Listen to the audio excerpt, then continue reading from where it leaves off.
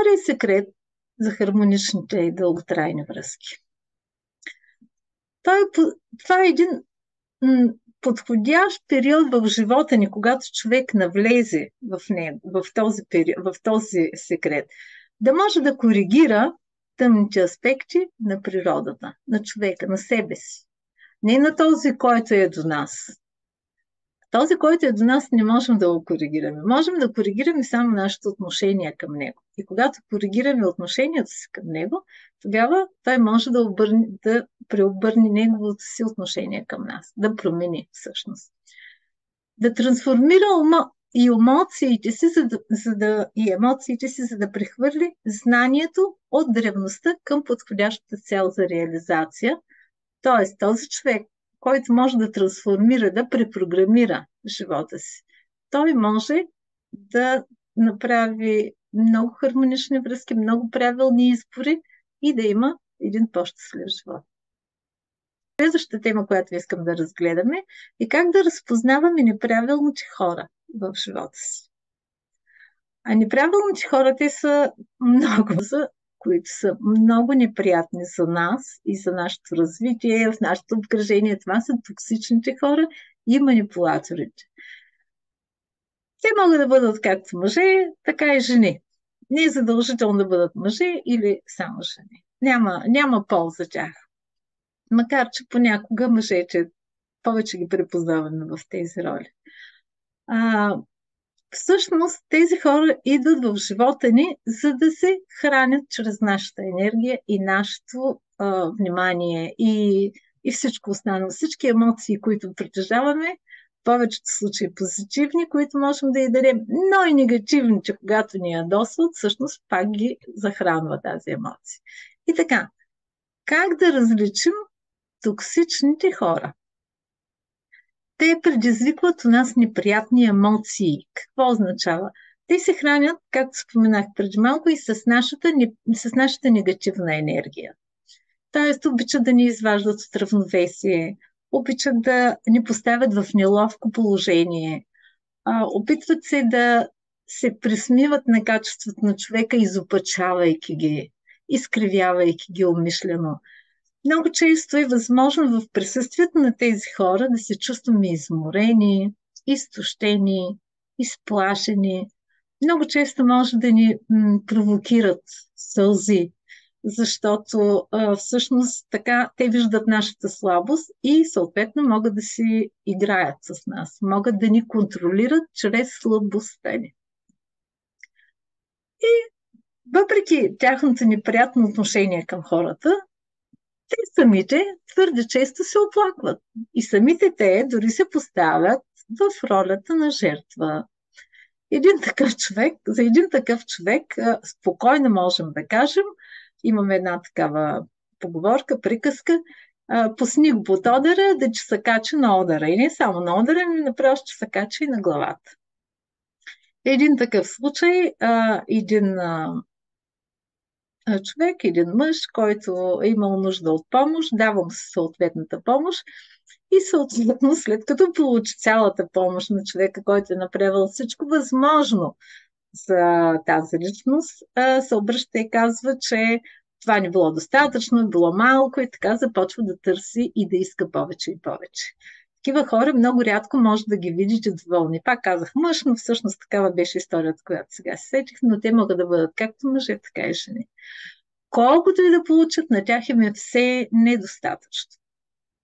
Друга отличителна характеристика за тях е да са много негативни. Да си много негативен не означава, че си токсичен човек, но е една от характеристиката. Защото има негативни хора, но в последствие, когато разговаряш с тях, когато се опиташ да им дадеш друга гледна точка, да, могат да приемат и друга гледна точка, докато тези не приемат друга гледна точка. Те имат единствено и само своята си гледна точка и искат единствено и само да реализират своите си неща максимално най-лесно и най-бързо, най-вече на чужд гръб. Много често, за да получат това, което искат, те се представят като жертви.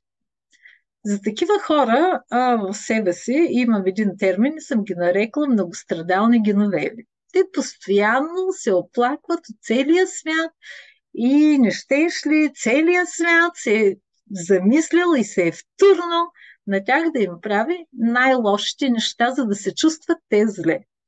Една такава личност, се спомням, разговарях, имах известно време по-близки отношения, за да мога да опозная този типаж. Имах тази възможност. Ми разказва как в публичния транспорт влиза и така хората нарочно го блъскат, нарочно го настъпват, нарочно му правят разни неща. И той, понеже разбира, че те нарочно му ги правят, че той почва да се ръчка, да настъпва наляво и надясно, каквото може. Където и да отиде този човек, навсякъде някой нещо иска да му направи много лошо. Ако отиде на работа, задължително колегите му са ужасни и искат да му навредят. Защо? Защото му завиждат. Този човек никога няма грешки, никога няма такива черти, негативни черти. Друга тяхна черта е, че те всъщност са много пасивни и очакват целият свят нещо да им дава, въпреки че критикуват света и смятат, че те само искат да им навредят. Въпреки всичко, цялото това негативно отношение, те очакват хората нещо се да им дават и съответно те да са недоволни от това, което им дават. Дали ще е помощ, протегната ръка, пари, понякога може да им трябват различни неща в различни сфери. И когато една потребност се задоволя, тя задължително излиза друга. Завистта е много присъща за тях. Те смятат, че целият свят така много лесно си живее, получава си парите на куп, така върви по пътя и събира пари от дърветата. Любовта ги върхлита другите хора и те нищо не правят. Имат хармонични семейства и така. Нищо не струват тия хора, обаче имат хармонични семейства, връзки, приятели и така нататък. Те са много завистливи. Искат всичко, което имат останалите, да го имат и те, но без да се потрудят. Друга характерна черта за тях е, че винаги говорят колко лошо им е било и те никога не могат да имат пълноценен живот. Като същевременно не забравят да обиждат, че хората колко са лоши, разбира се.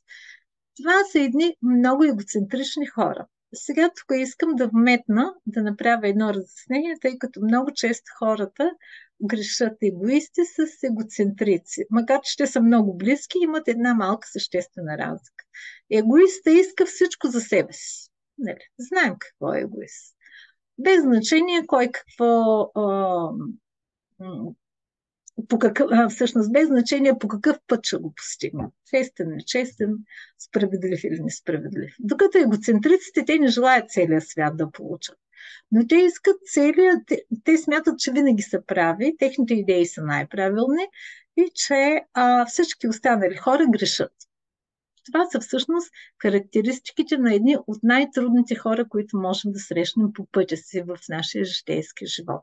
Затова всичките тези характеристики, ако ги наблюдавате в един човек, колкото се може по-бързо, избягайте далече от него.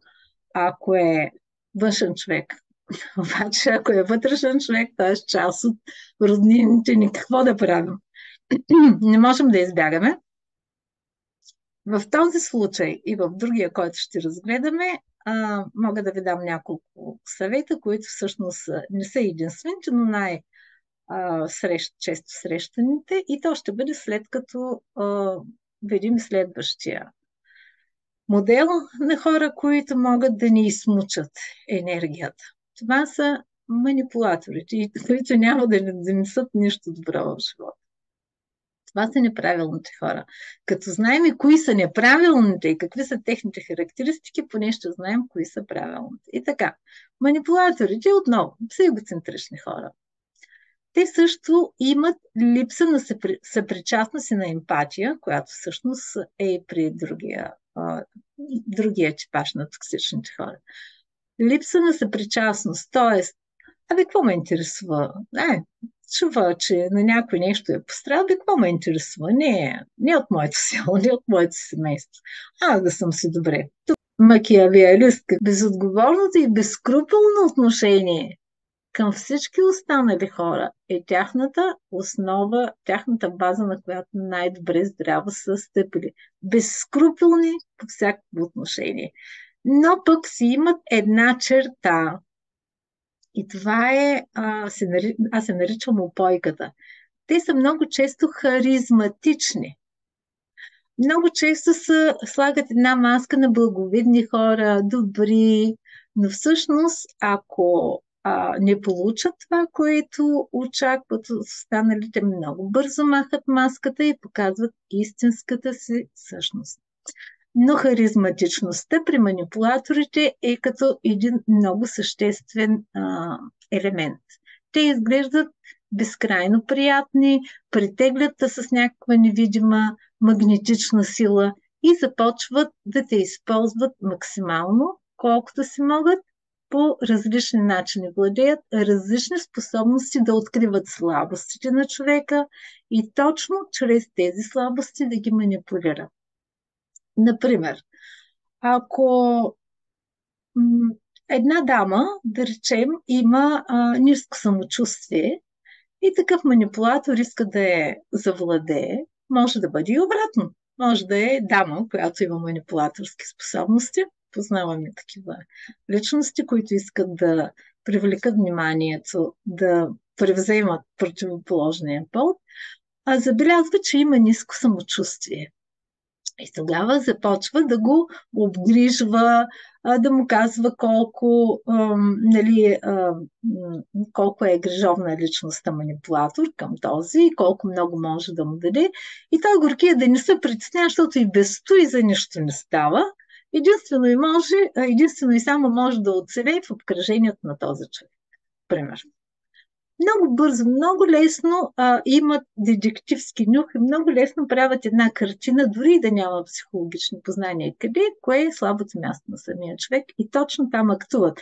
Ако обаче намерят повече от една, тогава стават буквално узурпатори на тази личност. Отстояват собствените си права, уважават предимно себе си и забравят да уважават всички, които са около тях. Как обаче да се спасим, така да се каже, от тези хора? Първо, поставянето на лични граници е много важно. Да се знаят докъде могат да стигнат и докъде не могат. При никакви условия. Но е много важно да не отстъпвате, защото те постоянно ще се опитват малко по малко да побутват вашите лични граници и отново да си се наместят там, където искат да бъдат. Не където трябва да бъдат, където те искат да бъдат. Тоест, вашите лични граници трябва да бъдат поставени ясно, категорично и да ги отстоявате. Защото много хора поставят, имат смелостта да я поставят границата, но нямат смелостта да я отстоят. Защото те могат да бъдат брутални, могат да започнат да заплашват, могат да започнат да правят всякакви негативни атаки, за да могат да преодолеят тези лични граници. Също така е много важно да обясните на човека, че той не може да разполага с вас като вещ. Тоест, колкото се може, колкото е възможно по-малко да го виждате. И пак казвам, да бъде част от вашия живот. Спрямо някой човек от външния свят е по-лесно, отколкото ако трябва да го правите вътре сред вашите близки. Особено ако вече разпознавате в някакъв партньор или колега или човек, който е много близо до вас. Това е не е невъзможна битка, но е продължителна и съответно трябва да извадите целия си ресурс, за да се справите.